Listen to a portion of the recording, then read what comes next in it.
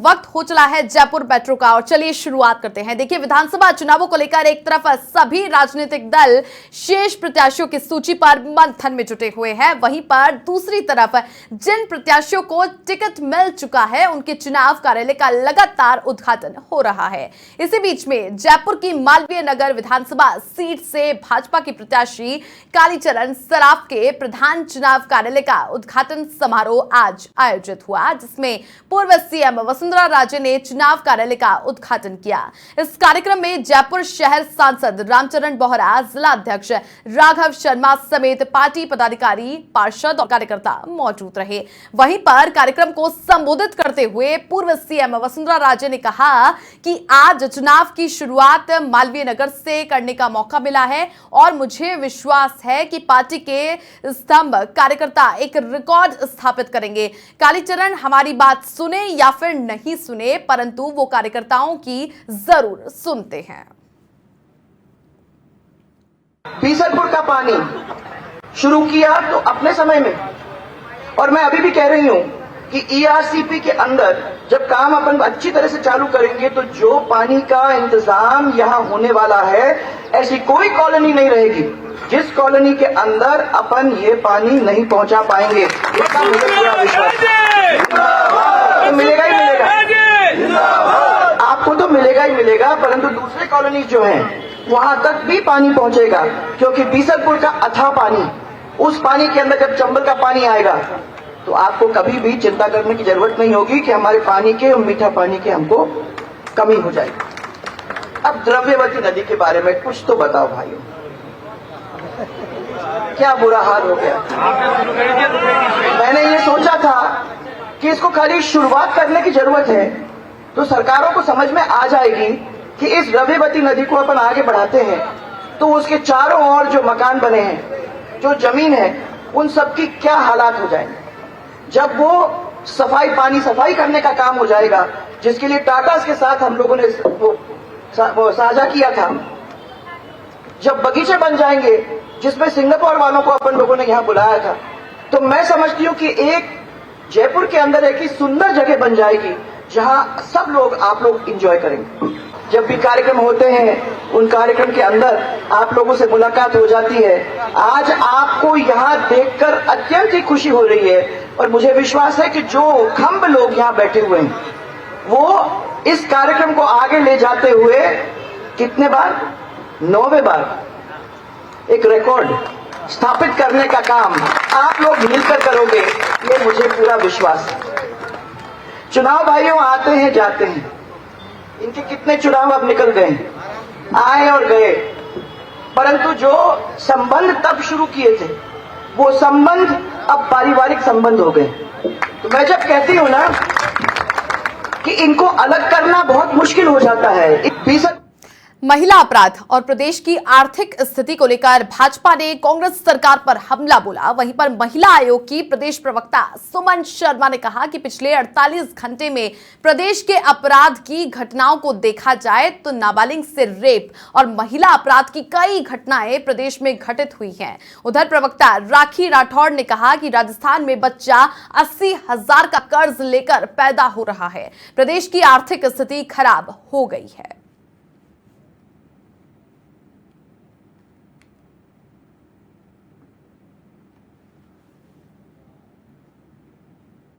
राजस्थान में लक्ष्मी जी का त्यौहार है, शीघ्र दिवाली आने वाली है और राजस्थान की बेटियों की स्थिति आप लोग को अच्छी तरीके से मालूम है। आज राजस्थान की बेटियां भयभीत हैं क्योंकि राजस्थान में गहलोत की सरकार है। आज राजस्थान की बेटियां डरी हुई हैं क्योंकि राजस्थान में गहलोत जी की सरकार है। आज बेटियां घर से निकल नहीं रही हैं क्योंकि राजस्थान में गहलोत जी की सरकार है। अभी कुछ दिन पहले मुख्यमंत्री जी कह रहे थे कि मैं तो फकीर हूं, जबकि सच्चाई ये है कि फकीर वो नहीं है और उनकी जो भ्रष्टाचार की नीतियां रही, उनकी जो गलत नीतियां रही, उनका ये कारण रहा कि राजस्थान अब फकीरी की स्टेज पर आ गया है। आज जिस तरह से आज राजस्थान के अंदर अगर बच्चा जन्म लेता है तो जन्म के साथ ही उसके ऊपर 80,000 रुपए के कर्ज के साथ में जन्म लेता है। ऐसी स्थिति अगर किसी ने यहाँ पे डेवलप करी है तो वो कांग्रेस पार्टी है। और इसका कारण है कि कांग्रेस पार्टी में भ्रष्टाचार है। कि राजस्थान भ्रष्टाचार में देश में नंबर 1 है। ये भ्रष्टाचारी वो कीड़ा है, वो दीमक है, जहां जहां जिन जिन सरकारों में जनरल तौर पर जहां भ्रष्टाचार सबसे ज्यादा होता है, आप देखिएगा वो सरकार उतनी करप्ट होती है, उतनी वहां महंगाई ज्यादा, जो जितनी करप्ट सरकार होती है उतनी महंगाई वहां ज्यादा होती है। राजस्थान इस समय देश में महंगाई में भी नंबर 1 है। राजस्थान यहाँ सबसे महंगा पेट्रोल, सबसे महंगा डीजल, राजस्थान यहाँ बिजली सबसे महंगी, राजस्थान जहाँ मंडियों में सबसे महंगे कर लिए जाते हैं। अगर पेट्रोल डीजल ही जहाँ सबसे महंगा होगा तो उसका सबसे बड़ा असर हमारी आम जरूरत की जो चीजें, दिनचर्या की जो चीजें सारी महंगी होती हैं। अब देखिए राजस्थान के रण में सीपीएम पार्टी भी अब कूद गई है, चूंकि देखिए पार्टी ने विधानसभा चुनाव लड़ने का ऐलान कर दिया है। सीपीएम ने आज अपनी प्रत्याशियों की 17 नाम शामिल किए हैं इस सूची में। वहीं पर पूर्व विधायक अमराराम ने भाजपा और कांग्रेस सरकार पर निशाना साधा। दोनों ही पार्टियों पर जनता की अनदेखी करने के आरोप भी लगाए। 2023-25 नवंबर को हो रहा है। इसकी भारतीय कम्युनिस्ट पार्टी मार्क्सवादी 17 विधानसभा क्षेत्रों में लड़ेगी।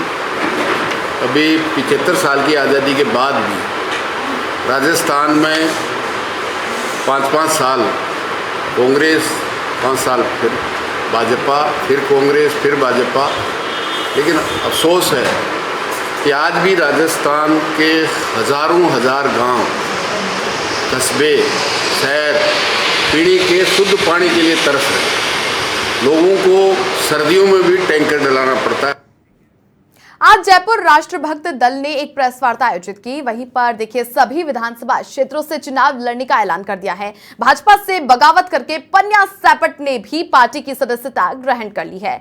समाचार प्लस से खास बातचीत करते हुए उन्होंने कहा कि कॉमेडी करके उन्होंने जनता का मनोरंजन किया है।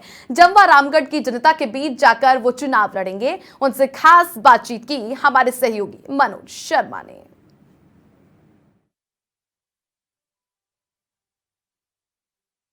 जब तक ये जातिवाद रहेगा कि ये जगह जगह जो सम्मेलन किए जाते हैं जातिवादियों के, राजपूतवाद, जाटवाद, ब्राह्मणवाद, जो भी जातिवाद है, ये जातिवाद खत्म होना चाहिए।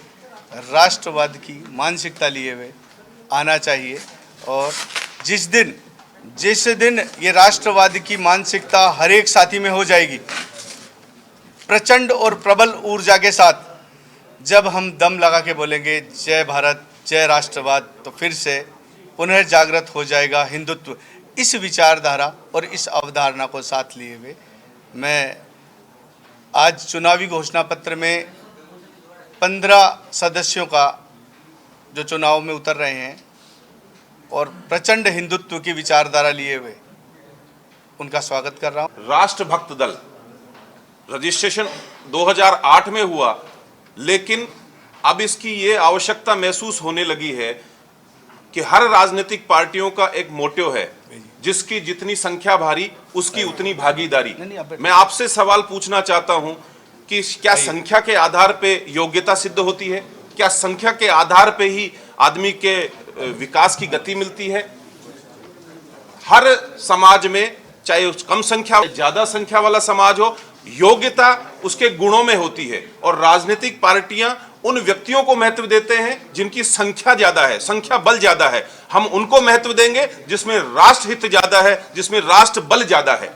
हमारे देश के अंदर हम लोग, हमारी जो बेटियां हैं, अब हम उनको सनातन की तरफ नहीं जोड़ते। हम अपनी बेटियों को ब्राह्मण बनाते हैं, क्षत्रिय बनाते हैं, वैश्य बनाते हैं, पर सनातन से इतना नहीं जोड़ पाते। हमें बहुत सारी बेटियां हैं जिनको सनातन का ज्ञान ही नहीं है, उनको पता ही नहीं है हमारे अपने खुद के धर्म के बारे में, तो जुड़ी ही नहीं पाती हैं। जो जातिवाद की जो ये जंजीरें हैं, इसे हम इतना घिर गई हैं कि हम लोग बाहर देखने लगते हैं, तो जो बेटियों को ज्ञान ही नहीं होता उसके बारे में।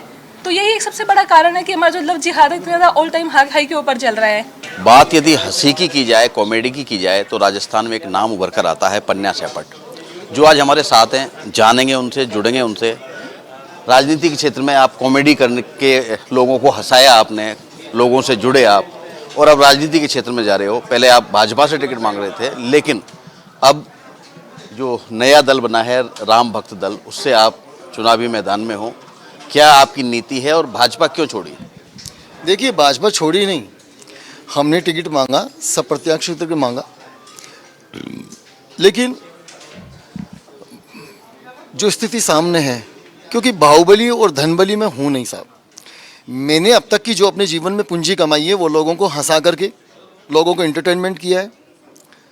और हर आदमी के अपने एक सपने होते हैं कि वो देश के लिए क्या करना चाहता है, समाज को क्या देना चाहता है। चूँकि मैं 20 सालों से जमवा रामगढ़ से जुड़ा हुआ हूँ, जमवा रामगढ़ के गांव ढाणी ढाणी से जुड़ा हुआ हूँ, वहाँ की माता बहनों से जुड़ा हुआ हूँ। वहाँ की जो ज्वलंत विषय हैं वो है बिजली, सड़कें, शिक्षा, स्वास्थ्य सुविधाएं। आज सड़कों पे जाएं आपको खड्डे मिलेंगे। स्वास्थ्य की अगर बात करें तो वहाँ कोई स्वास्थ्य के लिए कोई बड़ा हॉस्पिटल नहीं, लोगों को जयपुर आना पड़ता है। और कई विषय तो ऐसे हैं कि जयपुर आते आते ही पेशेंट यानी मरीज की मौत हो जाती है। जिस जमवा रामगढ़ में आज पानी नहीं है, मेरी पहली प्राथमिकता है जमवा रामगढ़ बांध में पानी आए, जमवा रामगढ़ के बच्चों को रोजगार मिले, जमवा रामगढ़ के बच्चों को शिक्षा मिले, जमवा रामगढ़ की माता बहनों को रोजगार मिले, जमवा रामगढ़ के आदमी को रोजगार मिले, किसान को समय पर पूरी बिजली मिले। इस विषय के साथ मैं आ रहा हूँ। देखो, आपकी बातों से ही सवाल आया है। जैसे आपने कहा कि मेरे पास धन बल नहीं है और भाजपा पैसे वालों को टिकट देती है, तो क्या मानते हो पैसे वालों को ही राजनीति मौका मिलता है? देखिए, अधिकतर तो यही है, अधिकतर तो यही है। और इसमें ये विषय किसी से छुपा हुआ भी नहीं है, क्योंकि एक आदमी बिल्कुल जो सड़क से आता है, क्या उसको उतना महत्व दिया जाता है? लेकिन वही आदमी अगर 10-20 गाड़ियों में आता है तो उसको महत्व दिया जाता है। तो सीधा साधा विषय है, धनबली की तरफ ज़्यादा जागृत होती है। लेकिन एक कार्यकर्ता गरीब भी तो हो सकता है, तो क्या गरीब को चुनाव लड़ने का अधिकार नहीं? बिल्कुल, ये हैं कॉमेडियन पन्ना सैपट, जिनका कहना है लोगों को हंसते हंसाते हुए और जमवा रामगढ़ के मुद्दों को जोड़ते हुए वो जनता के बीच जा रहे हैं। वरिष्ठ वीडियो जर्नलिस्ट मोहन के साथ मनोज शर्मा, समाचार प्लस न्यूज, जयपुर। आगे बढ़ते हैं। आप देखिए, राजस्थान विश्वविद्यालय से जुड़ी खबर है। कॉलेज में एडमिशन और परीक्षा के लिए एबीसी आईडी अब जरूरी है। देखिए, आधार संख्या से लिंक मोबाइल से तैयार होगी ये आईडी। वहीं पर आईडी के बिना अभ्यर्थी नहीं भर सकेंगे नामांकन और परीक्षा के फॉर्म। वहीं पर छात्रों को अब मल्टीपल एंट्री और एग्जिट का ऑप्शन भी मिलेगा।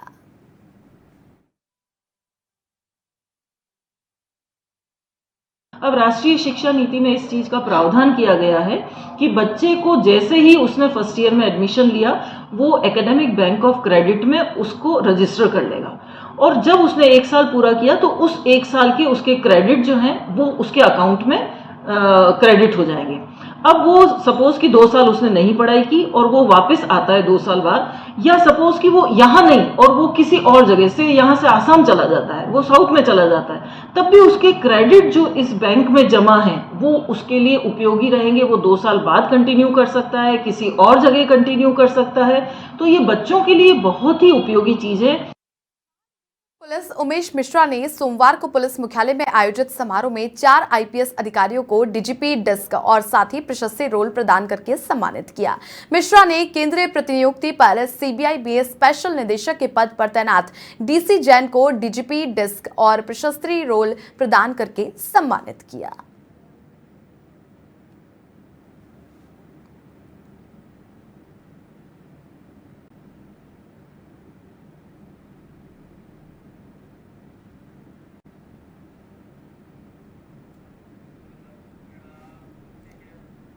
अब देखिए, सवालों के घेरे में एसएमएस मेडिकल कॉलेज। 4 दिन में रेजिडेंट का दूसरा सुसाइड अटेम्प्ट। न्यूरो सर्जरी विभाग से जुड़ी महिला रेजिडेंट ने सुसाइड करने का प्रयास किया। एसएमएस अस्पताल के मेडिकल आईसीयू में इलाज चल रहा है। वहीं पर गंभीर हालत में रेजिडेंट का वेंटिलेटर पर इलाज शुरू किया गया। नींद की गोलियां खाने से तबीयत बिगड़ने की बात फिलहाल सामने आ रही है।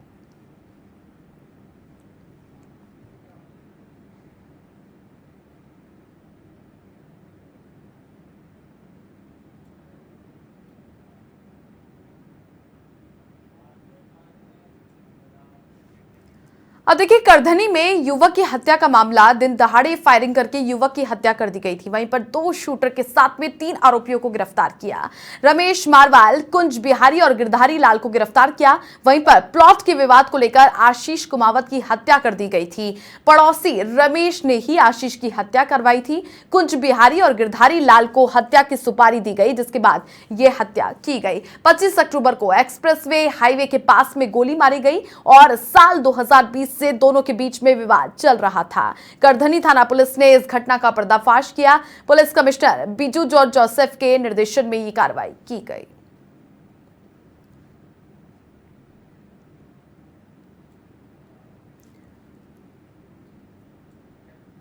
खबर जयपुर से ही है, तो आप देखिए कि पुलिस ने 2 शातिर वाहन चोरों को गिरफ्तार किया है। आरोपियों के कब्जे से चोरी की 2 स्कूटी भी बरामद की है। इस पूछताछ में 6 वारदातों का खुलासा भी किया गया।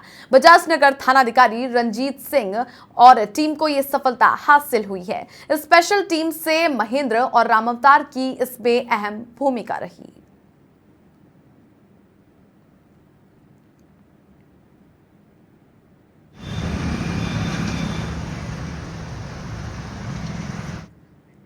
अब देखिए, जयपुर में गाड़ियों से टायर चोरी करने वाला गिरोह सक्रिय होता हुआ दिखाई दिया। घरों के बाहर खड़ी गाड़ियों से ये टायर चुराते थे।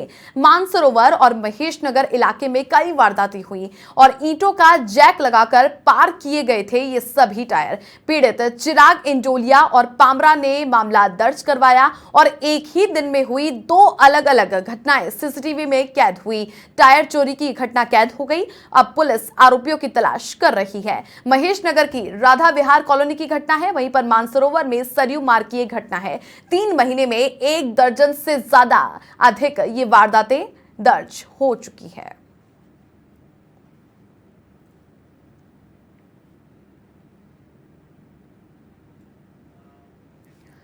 राजधानी जयपुर के जयसिंहपुरा खोर थाना इलाके में चोरों के हौसले बुलंद हैं। जहां पर एक और चुनावी माहौल चल रहा है, तो वहीं पर त्योहारी सीजन भी चल रहा है।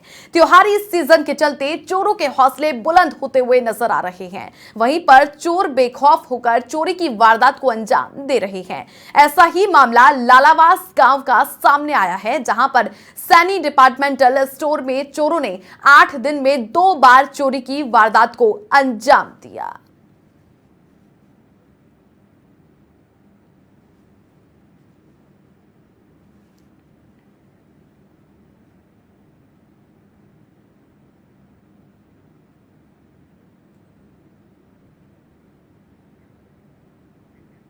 अब देखिए, जयपुर में नगर निगम हेरिटेज ने हटाए अस्थायी अतिक्रमण करने वालों के खिलाफ कार्रवाई भी की है। बड़ी चौपड़ समेत अन्य स्थानों पर से ये अतिक्रमण हटाए गए। अतिक्रमण हटाकर के सामानों को जब्त किया गया। वहीं पर मौके पर 3 व्यापारियों से 8,000 कैरिंग चार्ज भी वसूला।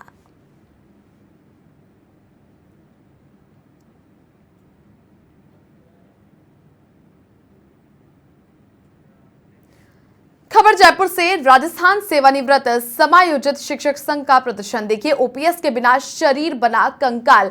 समायोजित शिक्षा कर्मियों ने शरीर पर स्केलेटन लगाया। वहीं पर देखिए, बुजुर्गों को नहीं सामाजिक सुरक्षा, वित्तीय संरक्षण।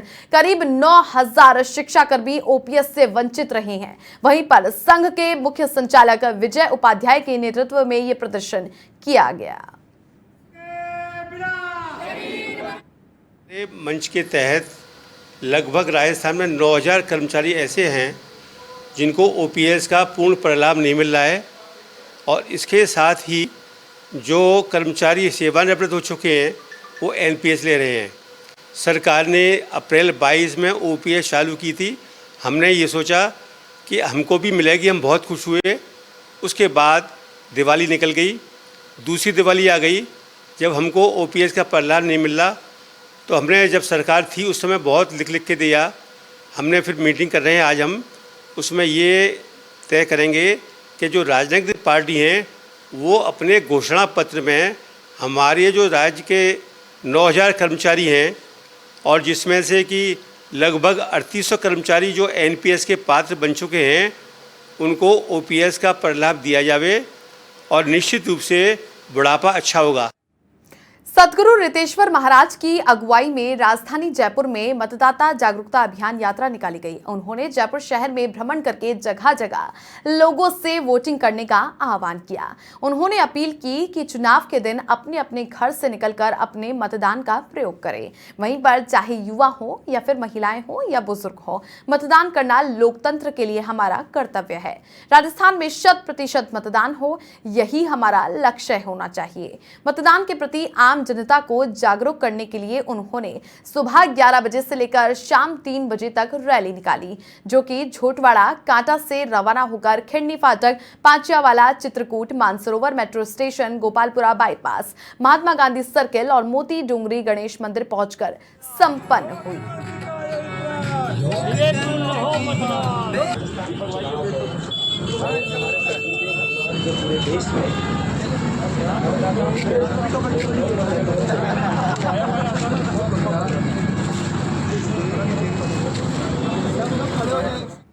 अब देखिए, दिल्ली में ईडी ऑफिस से बाहर निकले वैभव गहलोत। करीब 7.5 घंटे तक वैभव गहलोत से पूछताछ हुई और सुबह 11:30 बजे वैभव से पूछताछ शुरू हुई थी।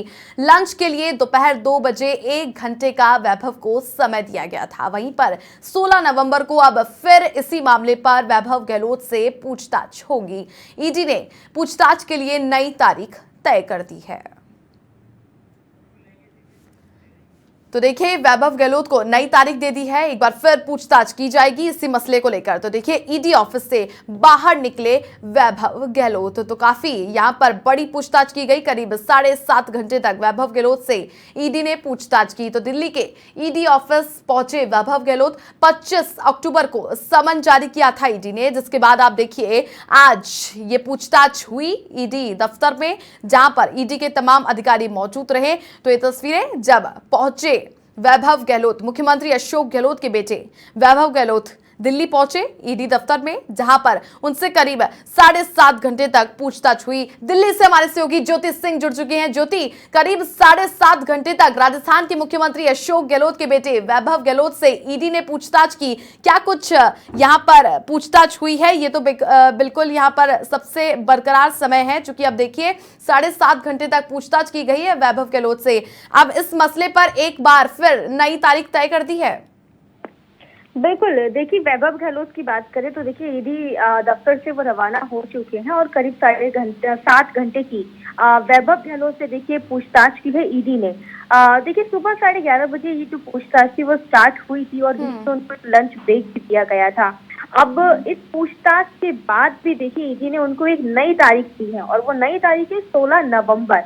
और वही देखिए, हम वैभव गहलोत के बयान के मुताबिक अगर हम बात करें तो देखिए उन्होंने कहा कि मैंने उन्हें बताया मेरी कंपनी और मेरा जो फेमा है उस कंपनी से कोई लेना देना नहीं है और मैंने उनको इस बात से रिलेटेड जो भी डॉक्यूमेंट थे मैंने उनके सामने पेश किए हैं। और इससे पहले भी 12 साल पहले भी मैंने साफ तौर पर कह दिया था कि मेरा कोई लेना देना इस कंपनी से नहीं है, सिर्फ कुछ टैक्सी सर्विसेज से जुड़ी जो सेवाएं थी सिर्फ उनसे ही मेरा लेना देना था।